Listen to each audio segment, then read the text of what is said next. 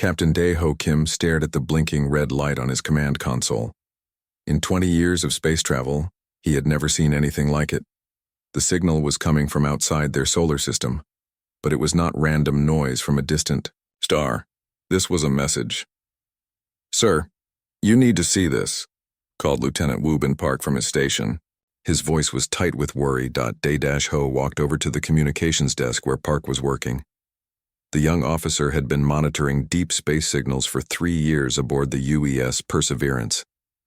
He knew the difference between natural space noise and something else. "What do you have, Lieutenant?"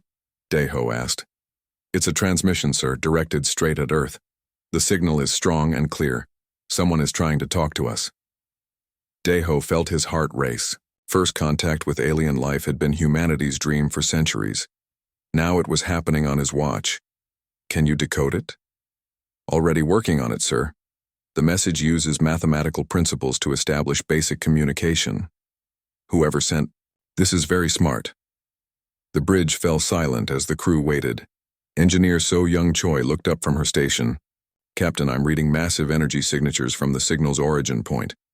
Whatever sent this has technology that makes our ship look like a toy." 20 minutes later, the message was decoded. Ambassador Hyejin Lee, who had been sleeping in her quarters, rushed to the bridge in her nightgown. As Earth's top expert on alien cultures, she was the most qualified person to handle first contact. "What does it say?" she asked, still catching her breath. Park read from his screen. "It says, 'Greetings, primitive species of the third planet. You are now under the protection of the Vorthak Empire. Prepare for integration into our glorious civilization. We will arrive soon to discuss terms.'"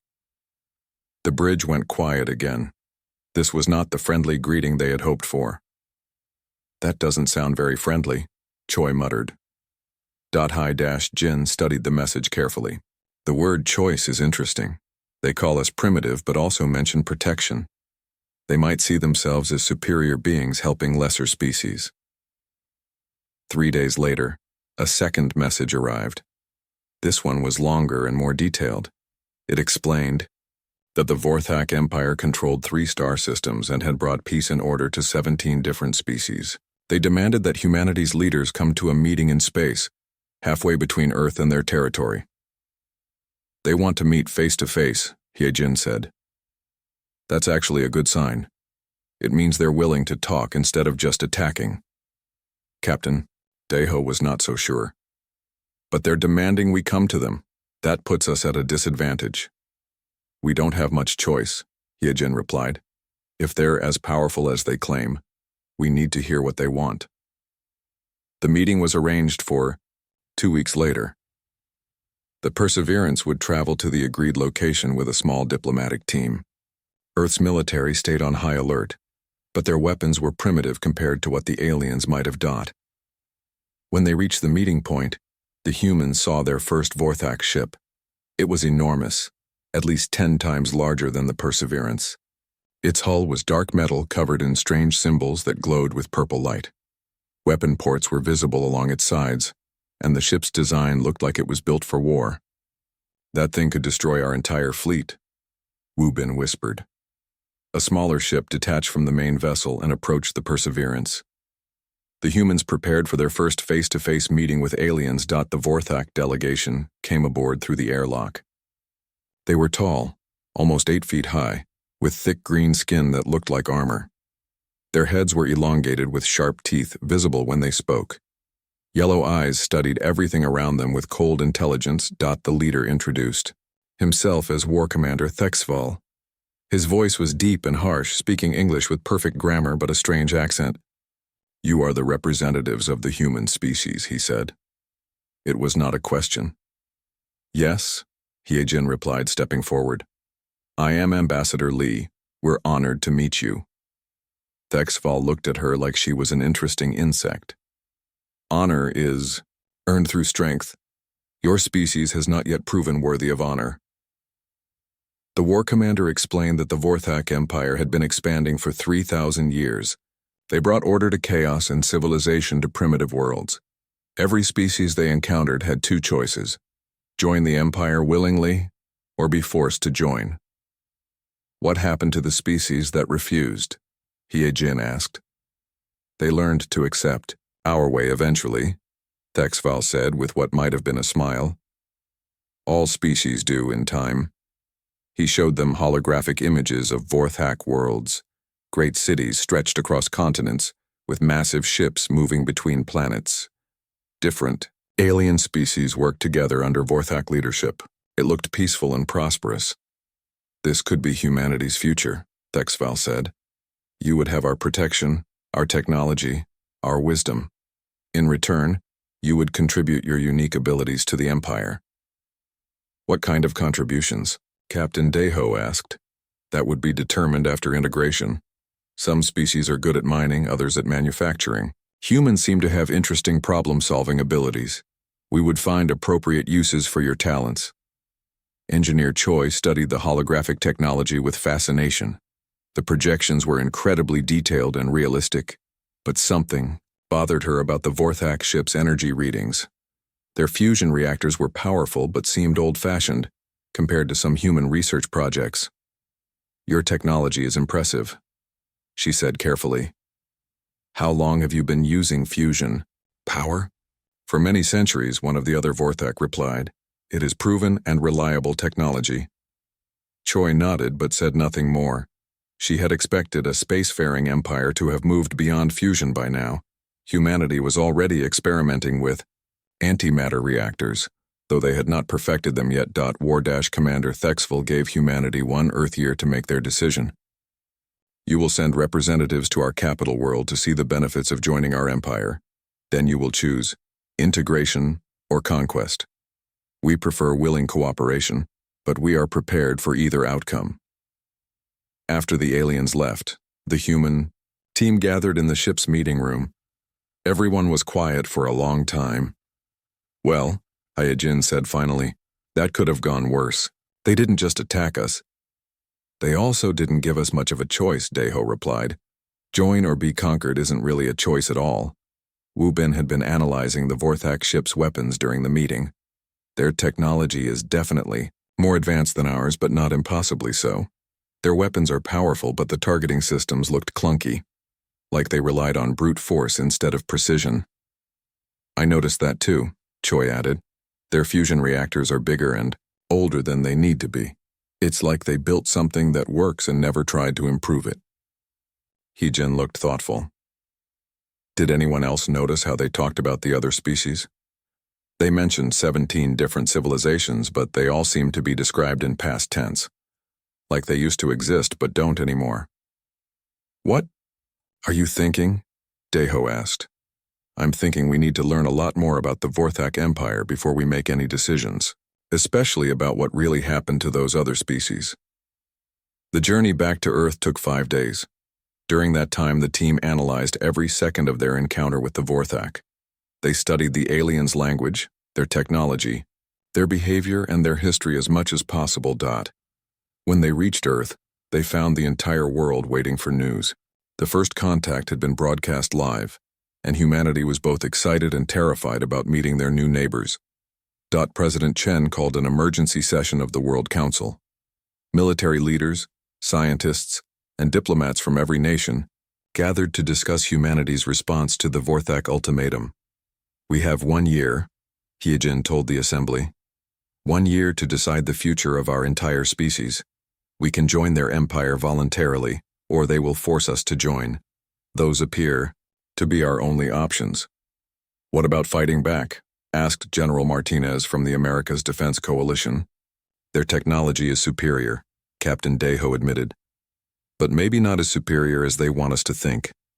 There were some things about their ship and weapons that seemed outdated. In the months that followed, humanity would have to decide whether to trust the Vorthak's promises of peaceful integration or prepare for the fight of their lives. But first, they needed to understand exactly who they were dealing with and what had really happened to those 17 other species that had faced the same choice. The clock was ticking, and humanity's future hung in the balance. 6 months after the first meeting, Vorthak scout ships appeared at the edge of Earth's solar system. They made no attempt to hide their presence. 3 large vessels took positions near Jupiter, and began scanning everything between there and Earth. Commander Jae Sung-yoon watched the alien ships through the viewing screen of Luna Base. As head of Earth Defense Command, it was his job to prepare humanity for whatever came next. The Vorthak had given them 1 year to decide, but they were clearly not waiting to see what humans might be planning. "They're watching us," reported Captain Hyunwoo Nam, Yoon's second in command. "Every military installation, every ship, every weapon we have, they're cataloging our defenses." "Good," Yoon said quietly. "Let them watch. Let them see exactly what we want them to see."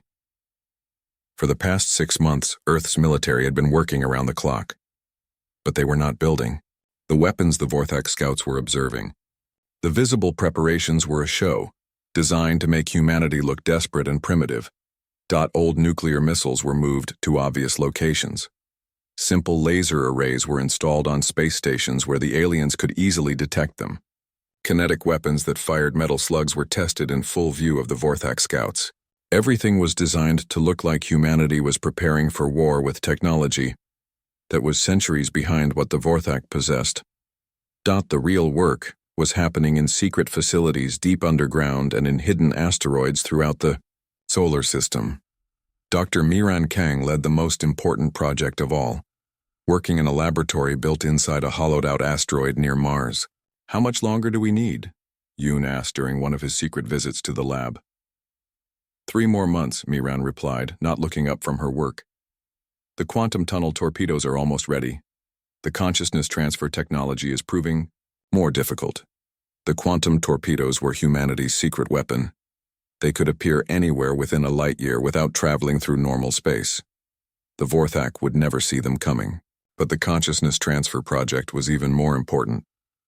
Me-Ran had discovered that human minds could be temporarily moved into quantum storage and then back into cloned bodies.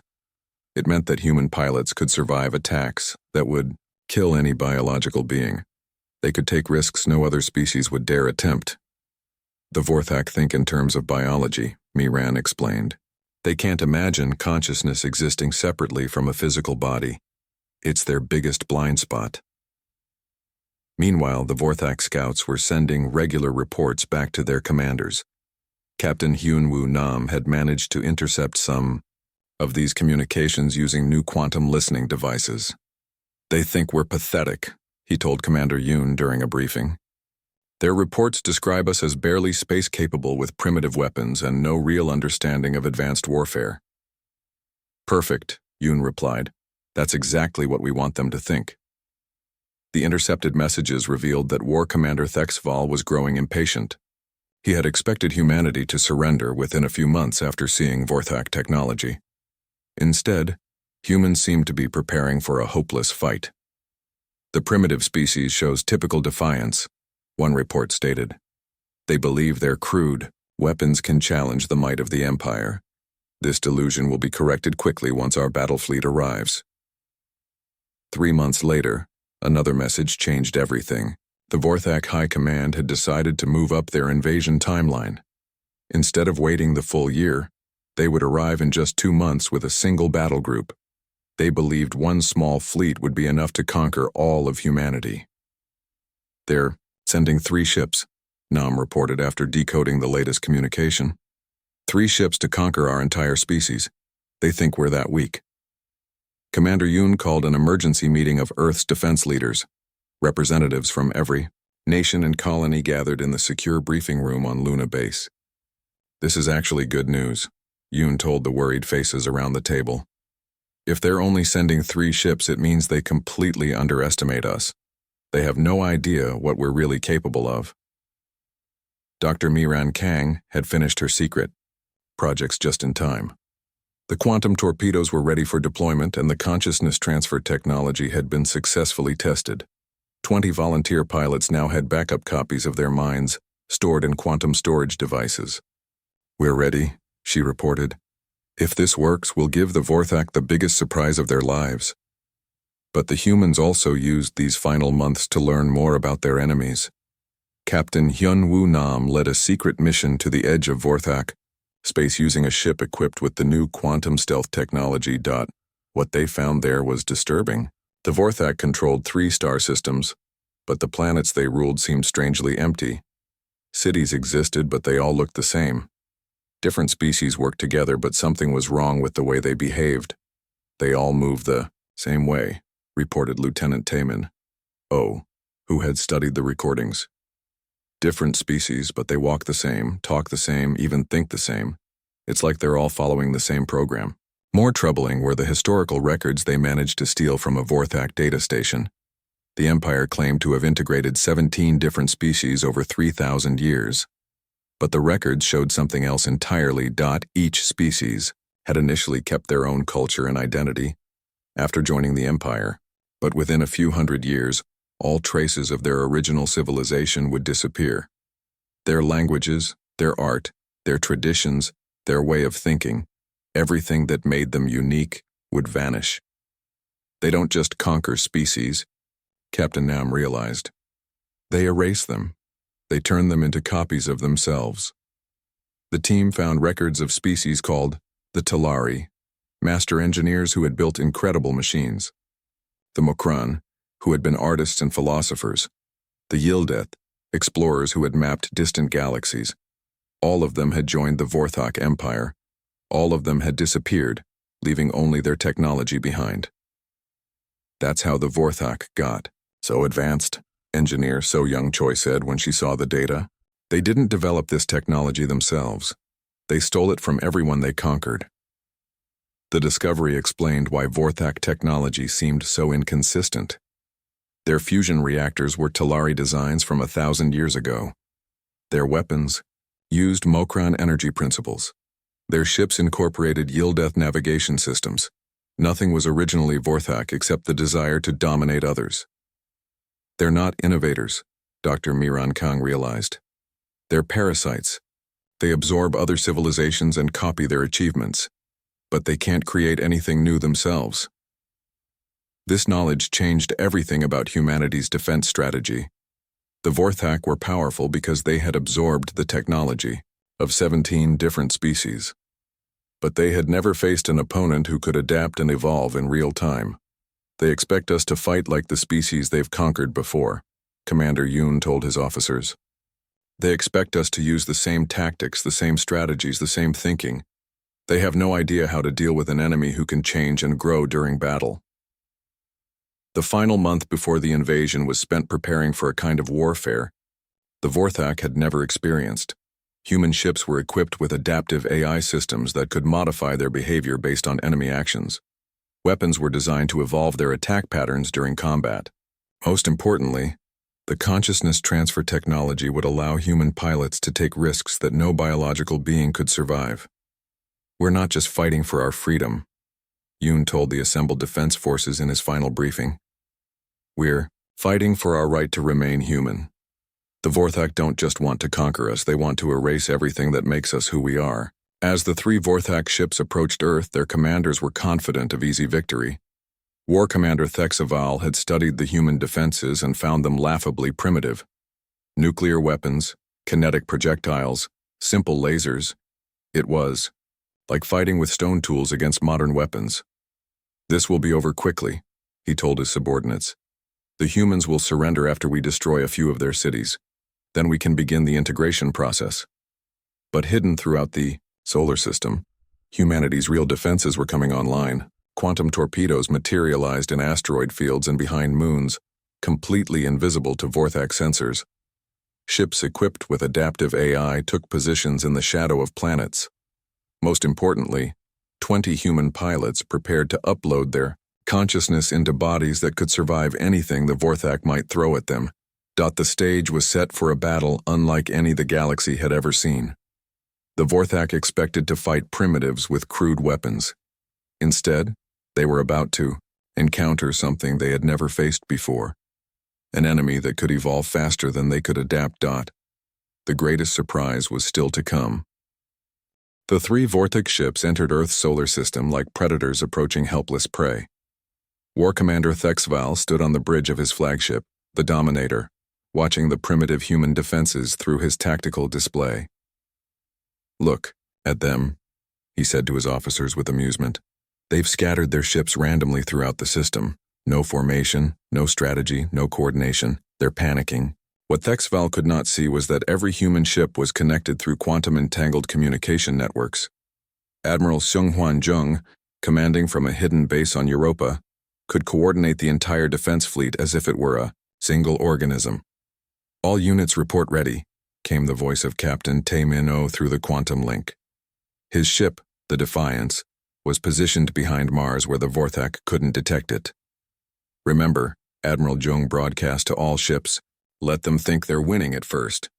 Draw them deeper into the system, make them confident." Dr. Yeon-Soo Lim had spent months studying every piece of Vorthak military data they could gather. As a former philosophy professor, she understood that wars were won in the mind before they were fought with weapons. The Vorthak have conquered 17 species using the same basic strategy, she had explained to the Defense Council. Overwhelming force, intimidation, then quick surrender. They've never faced an enemy that could match their adaptability because they've never needed to be adaptable themselves. As the Vorthak fleet moved toward Earth, they encountered the first line of human defenses. Old space stations opened fire with nuclear missiles and laser arrays. The primitive weapons bounced harmlessly off Vorthak's shields, just as expected. "Pathetic," Thexval muttered. "Destroy those stations and continue toward their homeworld." The Vorthak ships fired their main weapons, and the human stations exploded in brilliant flashes. But what the aliens didn't notice was that each destroyed station had transmitted detailed information about Vorthak weapon frequencies and shield harmonics to the hidden quantum network. "They're using standard energy weapons with rotating frequency patterns," reported engineer So Young Choi from her analysis station. "The adaptive systems are already calculating countermeasures." As the Vorthak fleet pushed deeper into the solar system, they encountered more human ships. Each engagement followed the same pattern. Humans attacked with primitive weapons. Vorthak responded with overwhelming force. Humans retreated or were destroyed. "This is almost too easy," Thexval told his crew. "At this rate, we'll reach their planet within hours." But Captain Woobin Park, now commanding the Resilience, was watching the Vorthak ships carefully through long-range sensors. "Something's not right about their movement patterns," he reported to Admiral Young. "They're following textbook formations, but they're not adjusting to our tactics at all." "What do you mean?" Young asked. "Every time we attack from a specific angle, they respond the same way. Every time we retreat, they pursue using identical maneuvers. It's like they're following a script instead of thinking." Dr. Yeon-Soo Lim heard this report and suddenly understood something crucial. They're not adapting because they don't know how to adapt. For 3,000 years, they've won every battle using superior technology. They've never needed to change their tactics. This revelation changed Admiral Young's entire strategy. "All units implement Operation Odyssey Phase 2. It's time to show them what real warfare looks like." The second phase began when the Vorthak fleet was halfway between Mars and Earth. Suddenly weapons appeared from nowhere. Quantum torpedoes materialized inside the Vorthak formation, striking their ships before anyone could react. "Impossible," Thexval shouted as his flagship shook from multiple impacts. "Where did those weapons come from?" The Vorthak sensors showed no ships in the area. No missile launches had been detected. The attack seemed to come from empty space itself. "Sir, our shields are adapting to the new weapons," reported his tactical officer. "Good. Increase power to defensive systems and continue the advance." But as soon as the Vorthak shields adapted to the quantum torpedoes, the weapons changed. The next wave of attacks used completely different energy frequencies that passed through the adapted shields like they weren't there. Captain Tae Min-oh watched from his hidden position as the Vorthak ships struggled to understand what was happening. "They keep trying to adapt their defenses to our previous attack," he reported, "but we're already using completely different weapons." This was the genius of humanity's adaptive strategy. While the Vorthak were adjusting to counter one type of weapon, the humans had already switched to something else entirely. It was like fighting an opponent who changed the rules of combat every few minutes. "Sir, we're detecting human ships approaching from multiple directions," the Vorthak tactical officer reported with growing alarm. "Destroy them," Thexval ordered. But when the Vorthak fired their main weapons, something impossible happened. The human ships took direct hits that should have vaporized them instantly, but they kept fighting. Pilots who should have been killed were still giving orders and firing weapons. Lieutenant Da-Yun Kim was one of the consciousness transfer pilots. When her ship's hull was breached and her body was killed by explosive decompression, her mind simply transferred to a backup clone, body in another part of the ship. "This is Da-Yun Kim, still alive and still fighting," she reported calmly as she took control of her ship's weapons from a new body. The Vorthak couldn't understand what they were seeing. They had killed human pilots, but somehow those same pilots were still alive and commanding their ships. It violated everything they knew about warfare and biology. "How are they surviving direct hits?" Thexval demanded. "Unknown, sir. Their life signs disappear when we hit them, but new ones appear immediately in the same ships." As the battle continued, the Vorthak found themselves facing something they had never encountered, an enemy that learned from every exchange. Human weapons that had been ineffective in the first attack became deadly accurate in the second. Ships that had been destroyed were replaced by identical vessels that somehow knew all their weaknesses. Admiral Jung was coordinating the entire battle through the quantum network, but he wasn't giving specific orders. Instead, he was allowing each ship captain to adapt their tactics in real time based on what they learned from other units. "Captain O, try attacking their weapon ports directly," suggested Captain Park, after his own assault revealed a weakness in Vorthak armor plating. "Copy that. Engineering reconfigure our quantum torpedoes for precision strikes." Within minutes, O's ship was destroying Vorthak weapons with surgical precision, while Park's vessel used the distraction to attack their shield generators. The information was instantly shared with every other human ship, which immediately began using the same tactics. "They're learning too fast," the Vorthak tactical officer reported with genuine fear in his voice. "Every time we adapt to their attacks, they find new weaknesses to exploit." Thexval was beginning to understand that this was not going to be the easy victory he had expected. "Signal the other ships. Form defensive formation and prepare for tactical withdrawal." But when the Vorthak tried to retreat, they found human ships waiting for them in every direction. Somehow the scattered and uncoordinated human fleet had surrounded them without being detected. "How did they get behind us?" Thexval shouted. The answer was Captain Hyunwoo Nam and his stealth squadron. Using quantum phase technology, they had been invisible to Vorthak sensors while moving into position. Now they emerged from nowhere to block the alien retreat. "This is Captain Nam to all Vorthak vessels. You are surrounded. Surrender now and your lives will be spared." Thexval's response was to order all ships to fire everything they had at the human vessels, but the coordinated assault that should have destroyed the entire human fleet instead revealed the full extent of humanity's defensive capabilities. Ships that were hit by multiple weapons simply phased out of existence for a few seconds, then reappeared undamaged.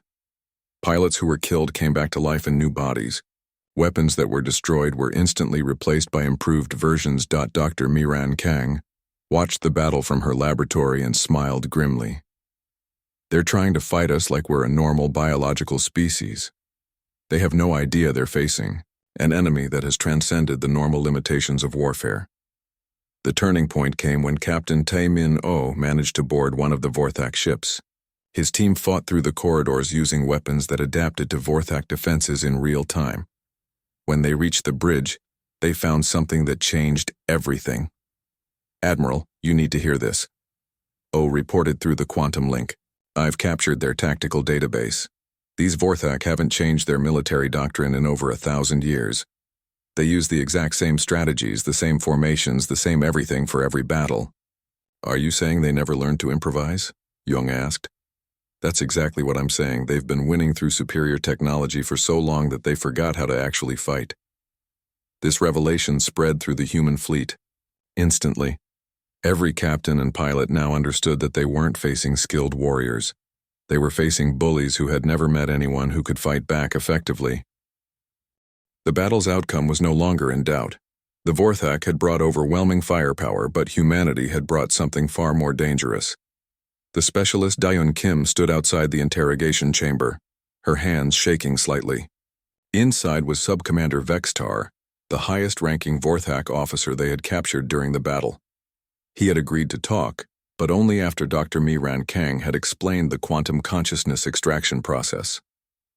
"Are you sure this is safe?" Da Yun asked.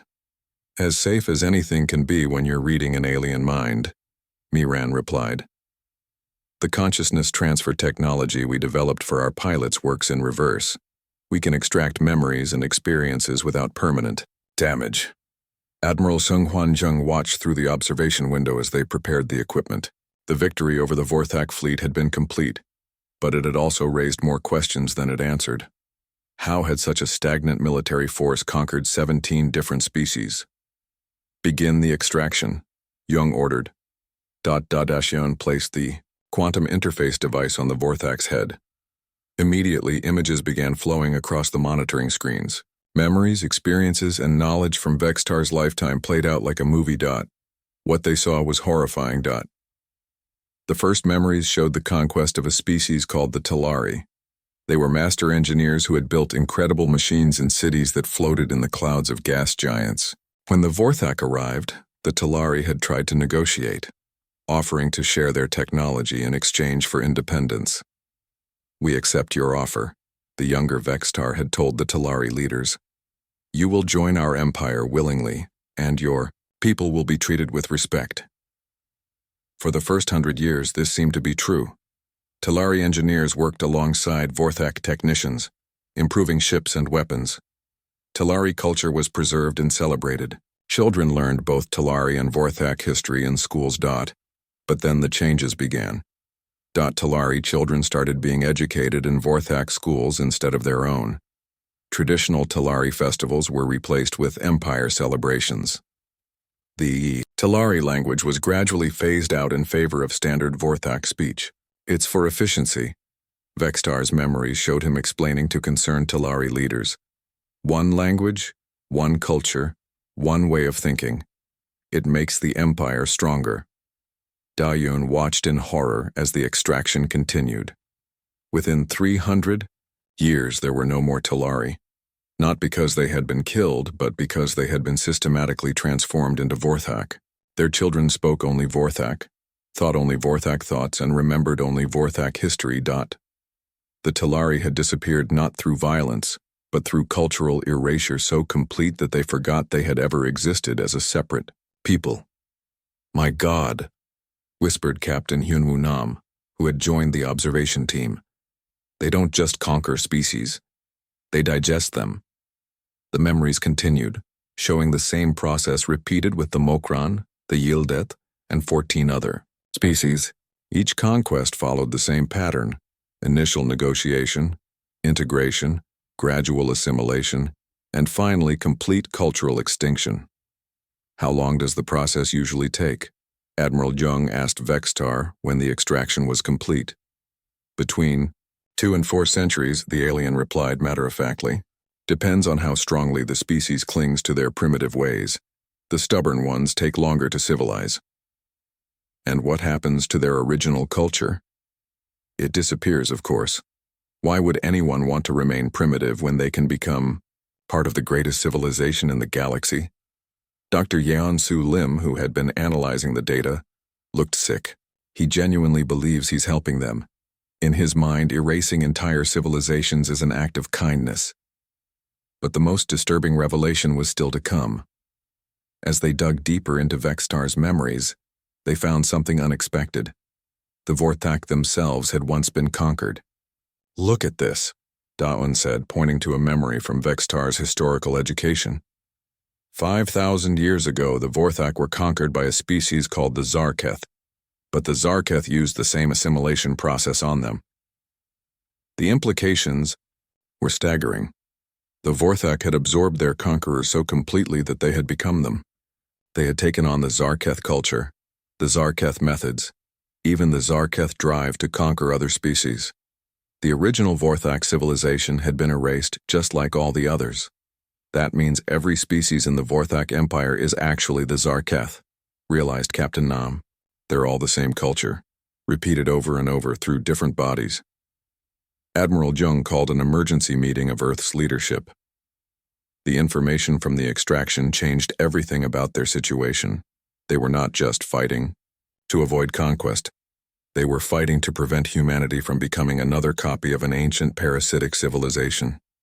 We need to find out if any of the original species survived, Jung told his staff. If the assimilation process takes centuries, there might be people out there who still remember who they really are. Captain Kyung-ho Baek volunteered to lead a rescue mission into Vorthak space. Using the stealth technology that had proven so effective, his team would search for survivors of the conquered species. It's incredibly dangerous, Jung warned him. If you're caught, we can't help you. If we don't try, Baek replied, we'll never know how many civilizations are still trapped in that empire. The rescue mission launched 3 weeks later. Baek's ship, the Liberation, was equipped with the most advanced stealth systems humanity had developed. They could remain undetected even at close range to Vorthak vessels.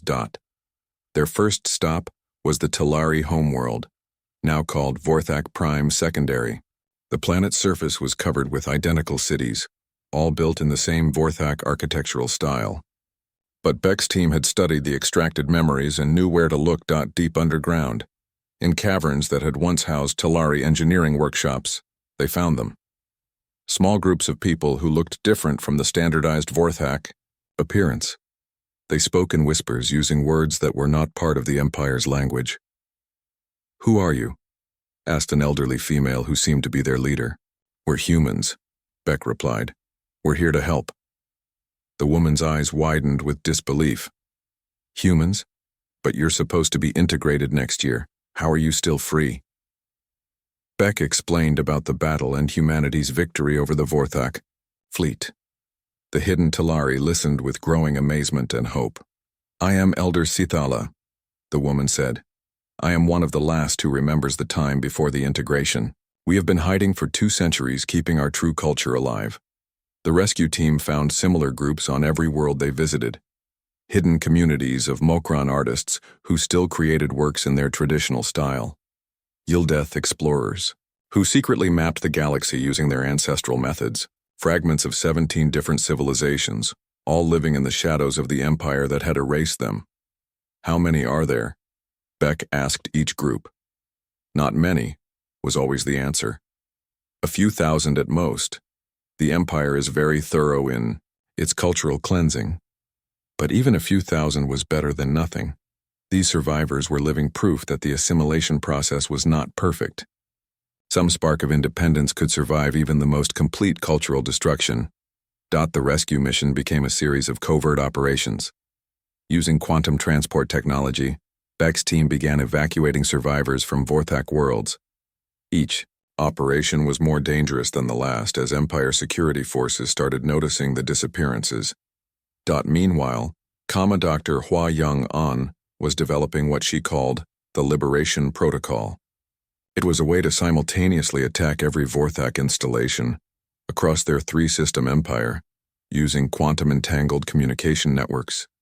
The Empire's weakness is its uniformity, she explained to Admiral Jung. They use the same systems, the same protocols, the same thinking everywhere. If we can find the right frequency, we can turn their own absorbed technologies against them. The breakthrough came when they analyzed technology samples brought back by the rescue teams. Each piece of equipment contained elements from multiple conquered civilizations, but they were all controlled by the same central programming. It's like a virus, An realized. The Zarketh culture spreads through technology as much as through people.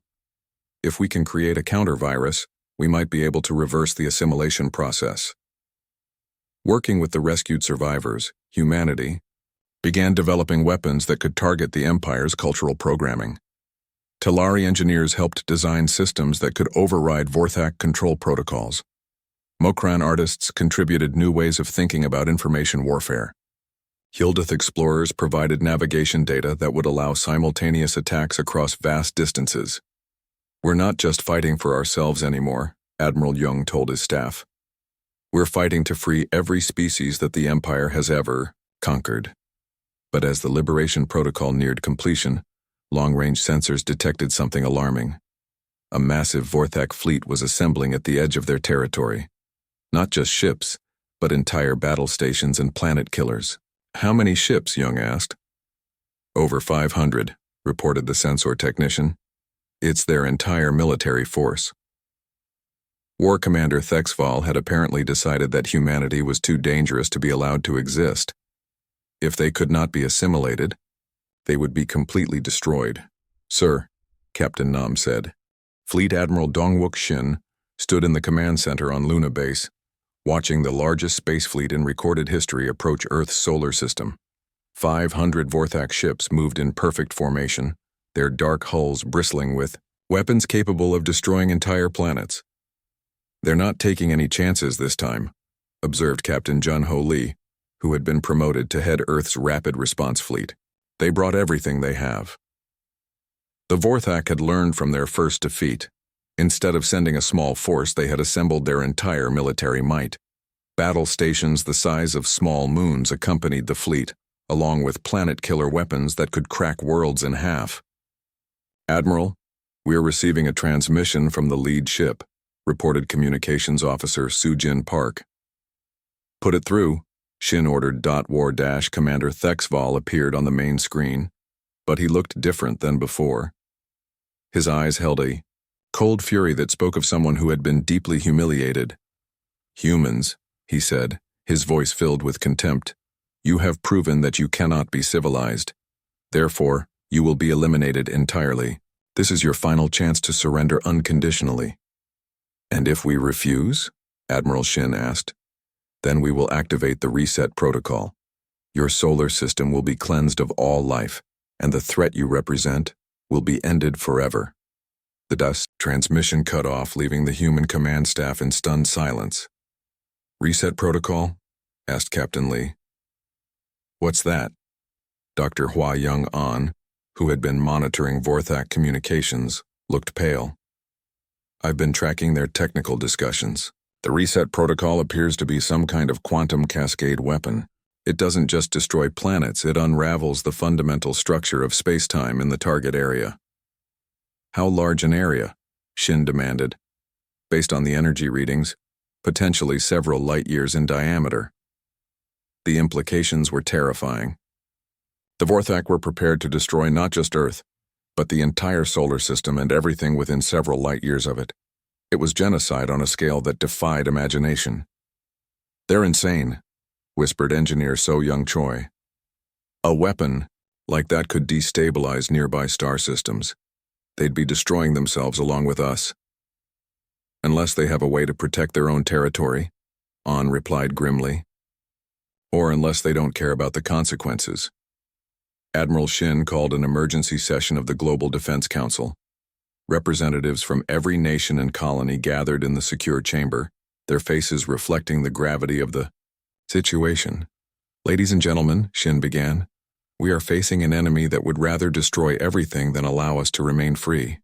The question is, how do we fight an opponent who's willing to commit universal suicide? Captain Kyung-Ho Baek, recently returned from his rescue missions, had brought disturbing intelligence from the captured territories.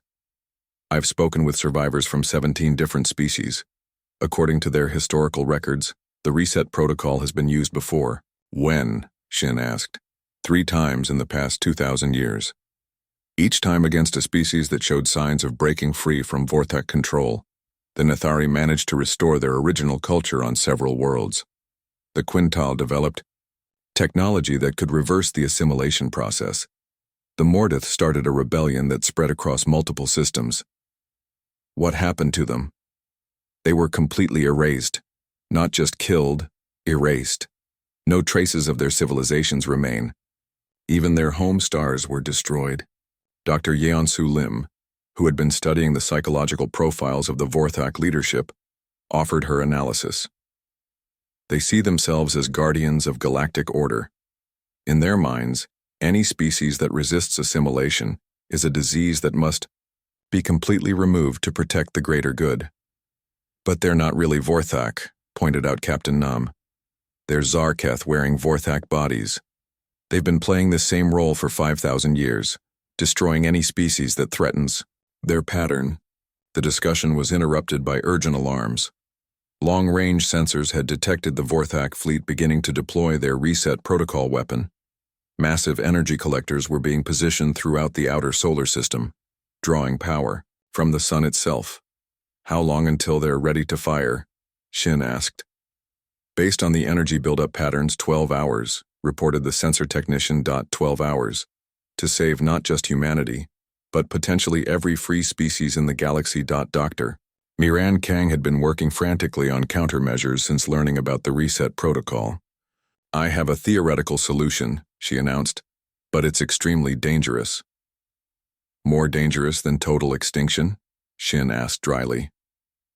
"The reset protocol works by creating a quantum cascade that unravels space-time. But if we can create a counter-cascade, using our quantum tunnel technology, we might be able to contain the effect." "Might?" "The mathematics are complex, but essentially we'd be turning their own weapon into a prison. The quantum cascade would collapse in on itself instead of expanding outward." Engineer Sujin Park had been reviewing the technical specifications. "There's a problem. To generate a counter-cascade large enough, we'd need to sacrifice our entire quantum tunnel torpedo arsenal, every single weapon we have." "And even then it might not work," Kang admitted. "We've never tested anything on this scale."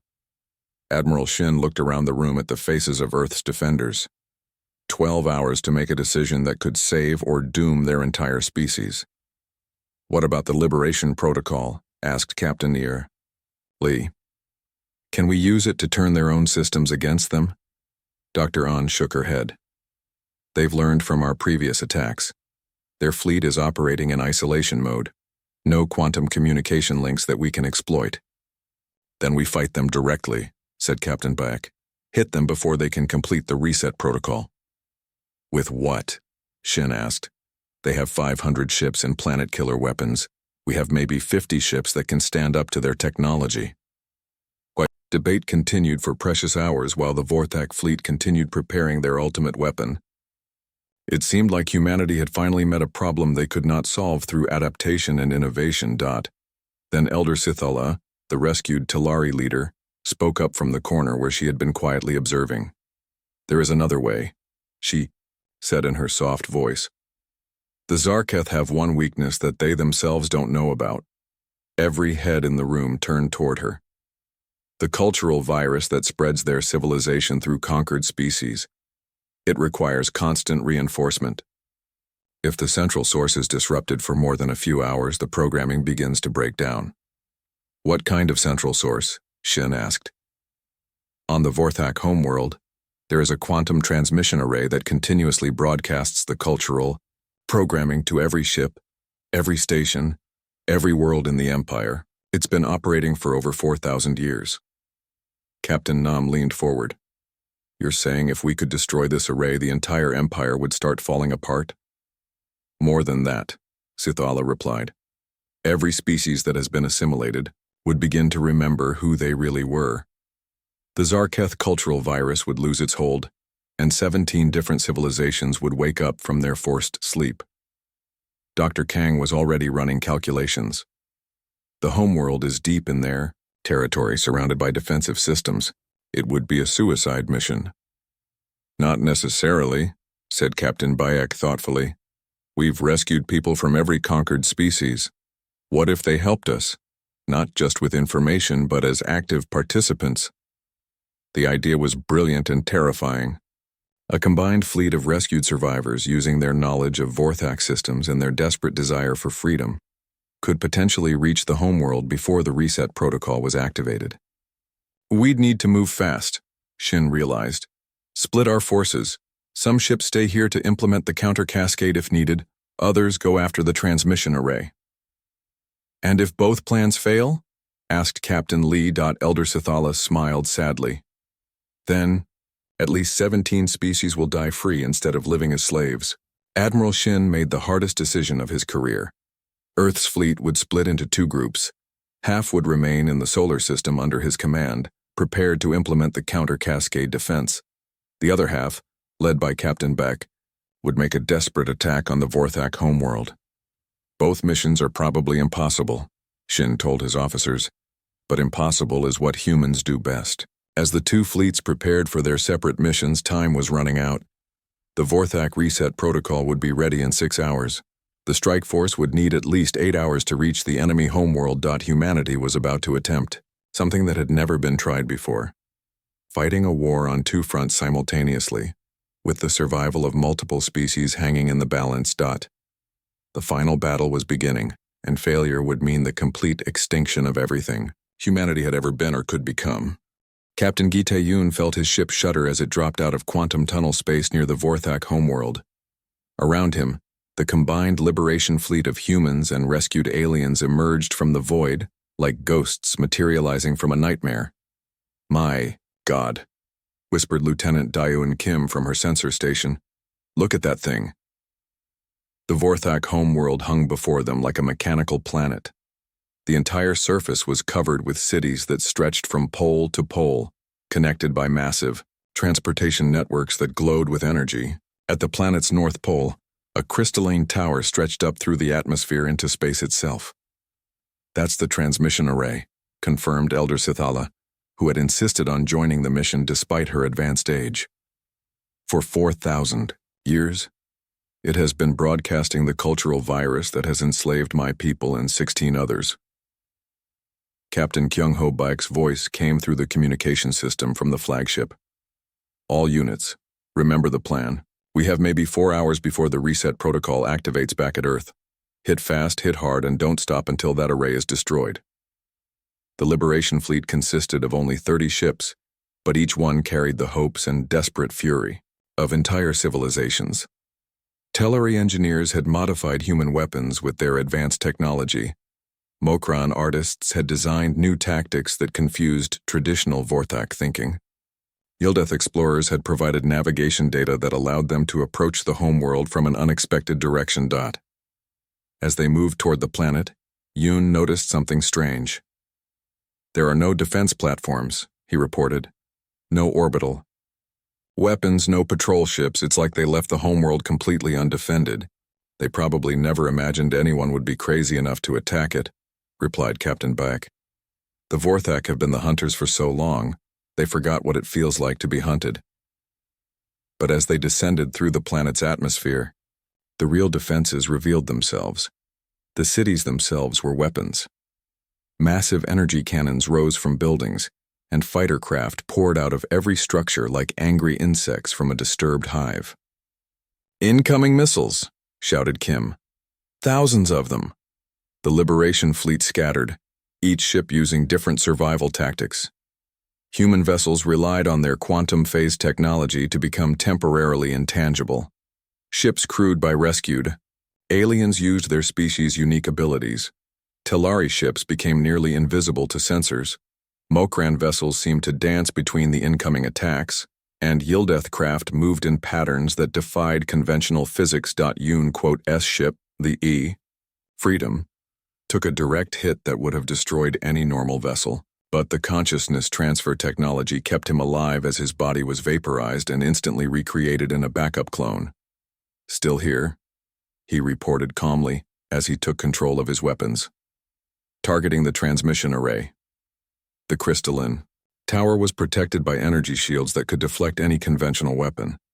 But the Liberation Fleet was not using conventional weapons. Each ship carried specially designed quantum disruptors, built using knowledge from all 17 conquered species. "Fire!" Captain Beck ordered. 30 different weapons struck the tower simultaneously. Each disruptor used a different approach to quantum manipulation, creating interference patterns that no single defense could counter. The tower's shields flickered and failed. But even as the fleet pressed their attack, alarms began sounding in the ships. Long-range sensors detected massive energy buildup in Earth's solar system. The reset protocol was starting ahead of schedule. "The Vorthak must have detected our attack," reported a communications officer. "They're accelerating the extinction sequence." Captain Yoon found himself face to face with an impossible choice. They could continue attacking the transmission array, but Earth might be destroyed before they could stop the cultural programming. Or they could retreat and try to help defend Earth, but leave 17 enslaved species trapped forever. "We continue the mission," he decided. Earth has Admiral Shin and the counter-cascade system. Our job is to break the chain that has enslaved the galaxy. As the battle raged around the transmission tower, War Commander Thexaval himself appeared, in a personal fighter craft. He had come to defend the most important installation in the Empire, the source of everything the Vorthak represented. I challenge the human leader to single combat. Thexval's voice boomed across all communication frequencies. Face me personally, and I will show you why your species deserves extinction. Captain Yoon could have ignored the challenge and continued the attack, but something in Thexaval's voice suggested this was more than just alien bravado. The war commander seemed desperate, almost afraid. I accept, Yoon replied, separating his fighter from the main fleet. The two small craft met in the shadow of the transmission tower, circling each other like ancient warriors preparing for battle. But this fight was about more than weapons. It was about the future of galactic civilization. You don't understand what you're destroying, Thexval said as their ships engaged. The Empire brings order to chaos. Without us, the galaxy will tear itself apart. Order through slavery isn't order, Yoon replied, dodging a plasma blast. It's just fear wearing a pretty mask. As they fought, Thexval began to reveal the truth that even he barely understood. We are the guardians of peace. Every species we integrate becomes part of something greater than themselves. You're not guardians, Yoon realized as he maneuvered for a clear shot. You're victims. The Zarketh conquered you so completely that you forgot who you really were. Now you do to others what was done to you. The words hit Thexval harder than any weapon could have. For just a moment his attack patterns faltered as something deep in his memory stirred. Images of a different time, a different culture, a people who had been proud and independent before the integration. No, he whispered. We are Vorthak. We have always been Vorthak. Then why do your oldest historical records start 5,000 years ago? Yoon pressed. What happened to the time before that? The psychological attack was more effective than any physical weapon. Thexval's ship began erratic maneuvers as his mind struggled with concepts that the cultural programming had suppressed for millennia. Meanwhile, the rest of the Liberation Fleet had reached the base of the transmission tower. Elder Sithala, despite her age, had insisted on personally overriding the security systems using knowledge passed down through generations of hidden Talari. The array is protected by quantum locks, she reported. I need direct physical access to disable them. Captain Bayek's ship landed at the tower's base, and the elderly Talari engineer stepped out wearing an environmental suit. As she worked at the control panel, Vorthak ground forces surrounded the landing site. Hurry, Bayek urged, as his crew held off the attackers. I am hurrying, Sithala replied calmly. But this lock was designed by my own people 3,000 years ago. I must remember the proper sequence. High above, Yoon's battle with Thexval was reaching its climax. The war commander's ship was damaged and listing, but he refused to surrender. Even if you destroy the array, Thexval said, the reset protocol will still activate. Your precious Earth will be nothing but quantum debris. Maybe, Yoon admitted, but 17 enslaved species will be free to remember who they really are. At that moment, Elder Sithala completed her work. The transmission tower's crystalline structure began to crack and fracture as 4,000 years of continuous operation finally ended. The effect was immediate and dramatic. Across the Vorthak homeworld, people stopped what they were doing and looked around in confusion. Soldiers lowered their weapons, pilots landed their fighters, workers stepped away from their stations. What's happening? Someone asked in a language that had not been spoken on this world for millennia. I remember, said another voice.